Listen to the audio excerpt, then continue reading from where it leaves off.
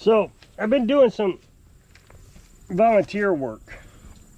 Obviously, now I'm sitting by the weed eater. You know that I'm volunteering cutting grass in here in town. I've been just trying to help out a particular organization. And you know, I fixed this up last year. Somebody gave me a bunch of junk weed eaters, and this was the only one I could find that was salvageable. So I salvaged it. I put a new carburetor on it. It was $20. I don't even think it was $20, probably 10 bucks. And it has done really well. But this year, when it gets hot, it doesn't want to go anymore. It just starts to bog down. You got to let it cool off. So it only runs for about 15 minutes. And I noticed that if I even give it any throttle, that 15 minutes goes down to about 5 minutes. So I try to keep the grass short enough where I can just run around on idle and just see if I can get anything out of it. I don't want to buy an electric cordless weed eater because I'm a lawnmower mechanic. But in reality, it's about the only way to go now. You can't buy these cheap ones anymore. At least I can't find any. The cheapest one I found was a Husqvarna on Amazon for 150 bucks. And I even thought, you know, maybe we should go to the hardware store and buy one at the local hardware store because, you know, support the community. But I'm sure that $150 Husqvarna at the hardware store would be $200 at the, or on Amazon would be $200 at the hardware store. So I went ahead and bought a Hyper Tough Walmart for $68. And the reason I did it, and the only reason I did it, is this battery comes with it. So I love this impact wrench. I mean, it has just been absolute lifesaver on the lawnmower repair business. The problem is if you get a stuck bolt on a mower deck and you got to hit this for an extended period of time, it quickly wears the battery down. The battery lasts forever if you just do one of these little quick zaps, 5 seconds, or I don't know, 3 or 4 seconds. Battery lasts forever. But when you have to hit it right just continuously, it starts to heat up. The battery heats up, everything heats up, and the battery dies pretty quick. So it would be nice to have another battery, because when you do that, then you still have another mower blade that you got to take off. And now you got to wait for the battery to charge. So if I get a weed eater with the same battery, now I have 2 batteries. And on, you know, I only cut grass on Sunday, so I won't be using this on Sunday. And it'll have this charger. And the new one has a USB charger. The old one was a plug-in charger. You know, this one's a plug-in charger.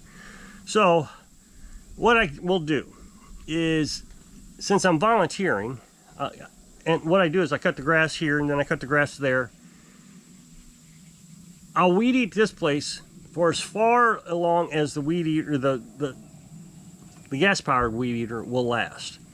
And that should get me through the entire yard, actually. Maybe a little further. And then when that decides to get too hot, then I need to shut it down and let it cool off. And it doesn't take long to cool off. I don't know, 15 minutes, half hour. Then I can grab one of the batteries and weed eat the other property. Now, it has a lot of weed eating. Not a lot of mowing, but a lot of weed eating. Big ditches, big hills that the mowers just can't get to. Lots of rock. So I'll switch to the battery. I'll start weed eating with that. As soon as that battery runs down, I'll put it on a charger instantly. Get it charging up. I'll grab the gas-powered one again because it will have cooled down for 15-20 minutes, and I can start weed eating some more. If there's still more weed eating to do, which there could be, then I still have this battery that I can put in it, weed eat until it dies. And if there's still more, which again, now we're starting to run into, well, probably not. That gives me one last shot with the gas-powered one before I'm just sitting around waiting for something to cool off or charge up. So that should get me through this summer at least, doing it that way. But it does give me another battery, and that is just huge for the lawnmower repair business. So I talk a lot about trolls on this channel, a lot.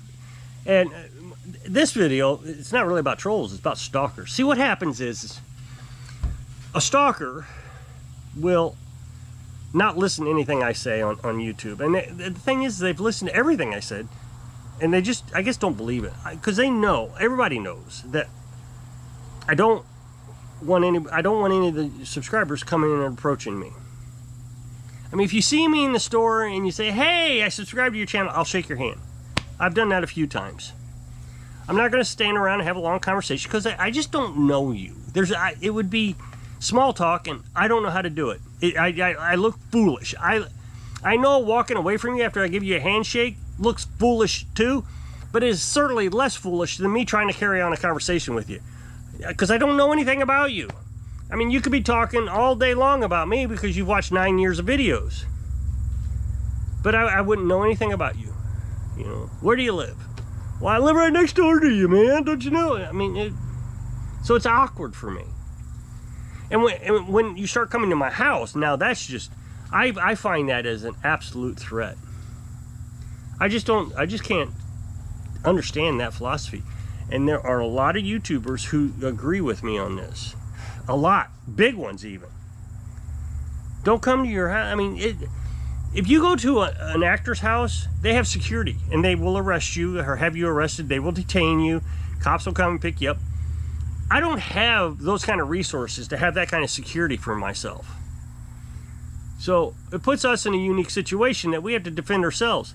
And what I don't think subscribers understand is if you're arrested by a famous actor, security, they're going to treat you pretty decent. They're going to detain you. They're going to call the police. But when you come here, we don't have that luxury of being nice to you. We have to take decisive action. And so I've always said that you're going to experience a lot of pain in the eyes because I'm going to pepper spray you. As soon as I tell you you're trespassing, because you will be, because you've just walked past the trespassing sign, and I'm going to spray you. I'm not going to say, hi, how are you? You're trespassing. I'm just going to say, you're trespassing, you need to leave. And when you don't, oh no, I just want to say hi to the famous YouTuber, you're getting sprayed. And it's just going to be a bad day, so I don't know why you would want to do it, but people do it. And that's why I bought the pepper sprays, because people did it. And I really didn't know how to handle it. But, you know, and I will say this. Since I bought the pepper spray, and I've told you that I bought the pepper spray, I have noticed that people are not coming to the house anymore. So that might have actually deterred people. And that's great. Maybe people did listen enough of that. Yeah, I don't know if I actually want to do that. But what I do know is people seem to think that they're the exception to the rule. Not necessarily coming here. Maybe they realize that that's just too risky. But that if they introduce themselves to me on my Facebook page or something like that, then I'm going to be nicer to them. So, but my actual Facebook page, I've completely locked down. I think there's only 2 or 3 people who subscribe to my channel who have been with me for a very long time. I guess there's 3 that are still able to see my post on Facebook from my personal account. I've blocked everybody else. And then I have my lawnmower repair Facebook page. And that's where things get a little crazy, because I do want to have people in the area to have access to it. Because I advertise in the community groups with that page. So people will find that page, and then they'll say, hey, I see you on YouTube. And it's like, okay, well, then you know you're not supposed to be here. Why are you even commenting? Go away. I mean, you know this. But they do it anyways.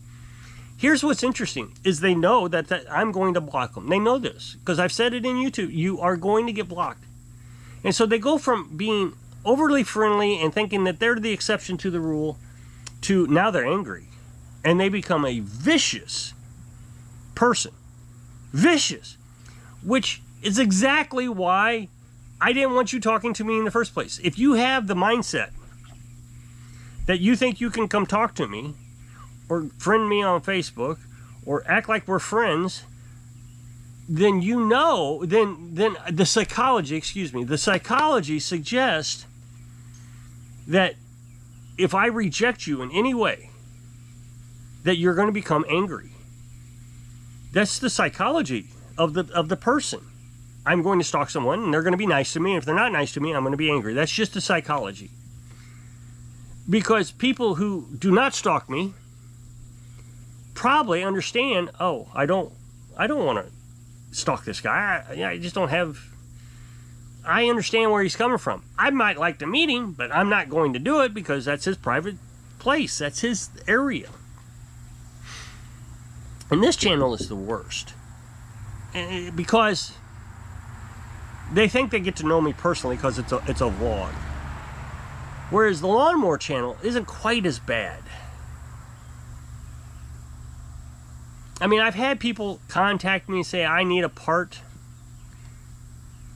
And, you know, okay, well, I'm not a part seller, so but I do think there's a connection between this channel and that channel with those type of people. I don't think they go to my new channel and say, oh, this guy I can contact about parts. They found me on this channel, they see me on the other channel, and think, I'm going to contact the Little House on the Off-Grid guy for parts, because they want to get to know me. But I've had a lot who have contacted me, who've called me. I had one guy call me, text me, and he pretended to be one of my customers and wanted a refund. What was strange is I knew instantly it wasn't my customer because it was a different number. And I said, why are you using a different number? And they got all goofy. So they wanted a refund on the work. Had another one call me. They just become vulgar. They were just mad because I blocked them on Facebook, I guess.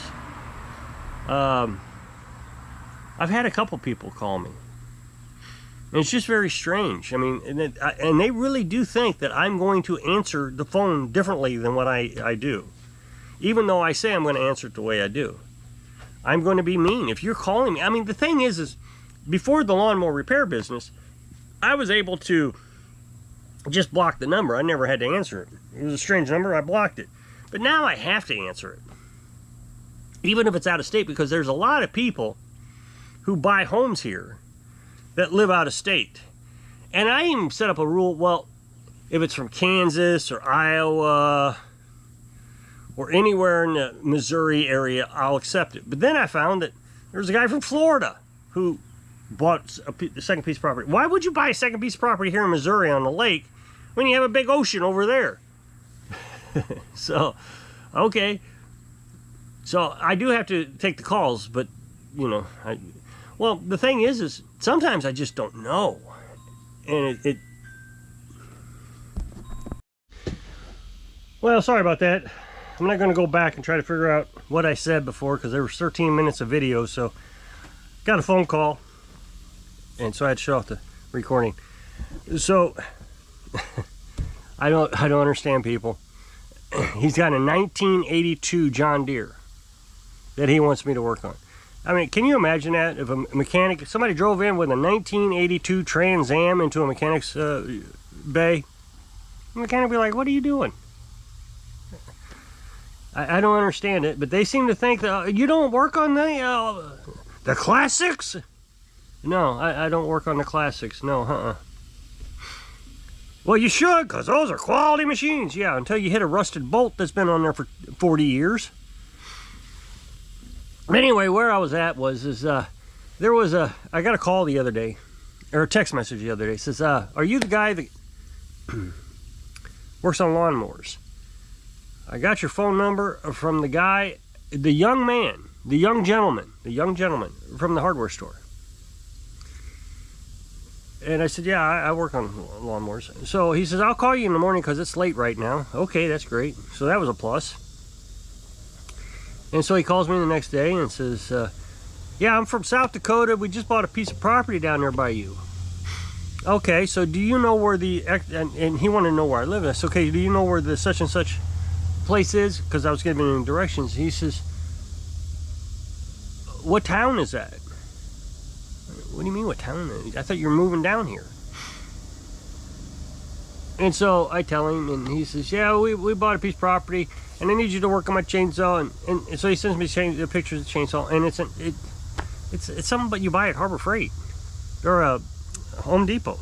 Now I recognize that I bought a Ryobi when we moved here for like $111, but my plan was just run it into the dirt, and then when it died, buy a new one. There was no way I would take it to a mechanic. I mean, it's basically the same cost taking to a mechanic. And he says, yeah, we're gonna be doing some lumberjacking down there so we can get ready to build our property up. I'm thinking, not with that chainsaw, you're not. Well, the next day, Carolyn and I was kind of talking about it, and you know, you have to be suspicious. Is it an actual customer that's moving down here that doesn't know the area and he has no idea what town he's moving to? How did he know that the guy he talked to at the hardware store was a young man? There's two guys there. One's the son, one's the father. If you've never been here and you don't know who it is, then how do you know? I don't know, maybe he has been there, but I'm just asking these questions. And so, you know, you wonder. And of course, like I said, you got to take these phone calls. So if he shows up and I realize that he's a subscriber, I mean, forewarning, I'm not working on your equipment. Now, if you're a subscriber, I'm not talking to you. I don't want that interaction. I just feel like it's crossing a line between audience and YouTuber to, okay, now I'm giving permission for subscribers and stalkers to come and visit me, and I'm not giving that permission. So anyway, I'm gonna jump off here. So if you'll click this up next box, take the video over to my other channel, I really appreciate it. Go check it out. So I hope I can inspire you. I don't know, be cautious so you can live your dreams. Thanks for watching.